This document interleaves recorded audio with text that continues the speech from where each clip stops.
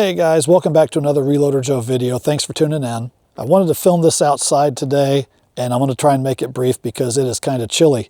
But first, I want to thank everyone for all the great activity on my little YouTube channel so far. These past couple months, it has, in my opinion, kind of exploded, and I want to thank everyone who has watched and subscribed. Last week, I did a poll on which budget rifle you guys would like to see. The three I picked were the CVA Scout, the Glenfield Model A, and the Savage Stevens 334. I picked those three because the CVA Scout I found actually on CVA's website for $279 for that was only in the 450 Bushmaster. And then the Glenfield Model A was $399. That was the next cheapest one, and then the Savage, the Stevens 334. So I think at 60 something votes, after it'd been up 4 or 5 days, I went ahead and closed it, and the winner was the Stevens 334. I picked this up Friday. That would be January 2nd, 2026 at my local Academy Sporting Goods store. They had one left in stock besides the banged up display model.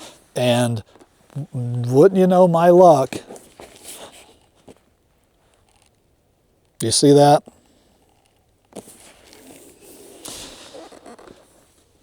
.6.5 man bun. I've resisted it for a long time. So I guess it'll be interesting. I went ahead and got it because I didn't want to order one online. The prices online were a little cheaper. This was advertised at my local Academy for $399, and they were cheaper online, but by the time I paid shipping and tax and the FFL transfer fee to get it to my local hardware store, it was going to be more expensive than just buying it locally. So I bit the bullet and got the 6.5 Creedmoor. Excuse me. It will be interesting though, since I just did the 6.5 Swedish Mauser, the 6.5x55 video on the Tika. It'll be interesting to see how this 6.5 does. I've actually never shot a 6.5 Creedmoor before, so I'll probably end up liking it. I mean, I like all guns. I'm trying not to be a gun snob. I just like to make fun of this because, for a while, it's the 6.5 Creedmoor fatigue. But, I like them all for the most part. Anyway, I'm going to bring you in close. We're going to unbox this. They did open the box at the store, so I have seen it, but I'm going to show you exactly how it came for those of you who care, and you'll get to see it as it is, packaged up nice and neat. And let's take a look. All right guys, I've got the camera rearranged, set up. Gonna try and get everything in the frame here, so I'm gonna open it up, let you guys see it, and I'll move the camera in later and we can look at some close-ups of it. So here, bear with me. Here we go. I'm going to try and not get my arms and hands in the way. If I do, just hang on until we do the close-ups. I'll get the camera off of the tripod and bring you guys in here. But there we go. Well, that is how it came, just like that.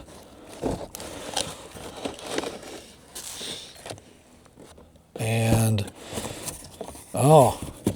it is actually some pretty nice looking wood. And right here we have that dumb thing. Oh, and we have the bolt. So there we go. That looks nice. This does not look anything like the one they had on display. The one on display the wood was so plain. It had no no, I mean, this has some striping in it, and the one they had on display was that was just a plain wood stock, no grain or anything. So I am so glad when they pulled this out from behind the shelf that it actually looked nice, because I was really not going to want to buy it with that. if the only one they had was the display model, I was going to just order one because it was really banged up. Okay, I'm going to get the camera off the tripod and bring you in close, and we can see the details on this.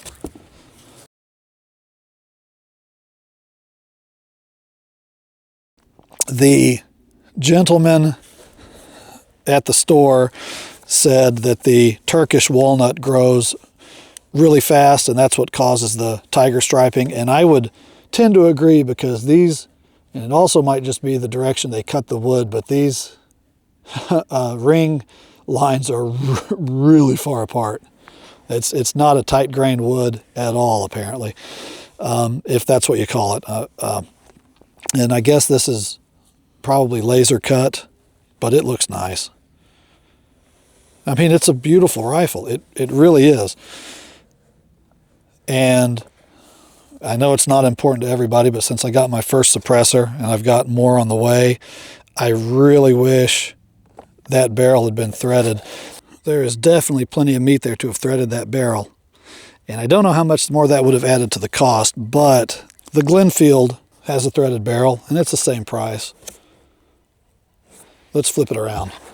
Here is the other side. It's beautiful walnut, that is for sure. Only thing that's kind of odd is the recoil pad is nice. I'm trying to do this with one hand, sorry. The recoil pad is nice and squishy, except it has hard plastic at the very top. I don't know what the reasoning there was, but you can maybe see it. It's a little more reflective there. And it's that horseshoe shape there is just hard plastic right there for some reason. The rest of it's nice and squishy.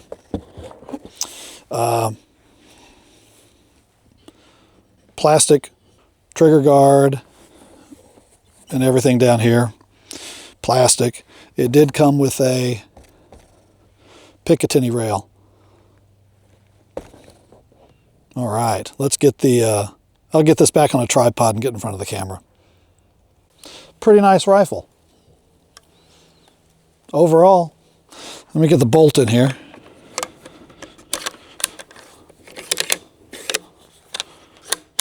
There we go, bolt is in. Oh, yeah, it feels nice. We'll get a scope mounted. Nice wood. I mean, I'm kind of glad this one won. I was kind of rooting for that CVA. Well, I guess it really didn't matter. But yeah, I'm kind of glad this one won. It's a nice stock.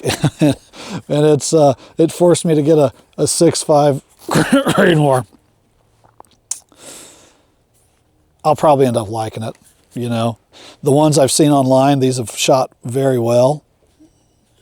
So, yeah, we'll plan on getting this out. It's supposed to be cold again next weekend. We'll see how that works out, but hopefully we'll get it on the range next weekend. I'll get a scope mounted.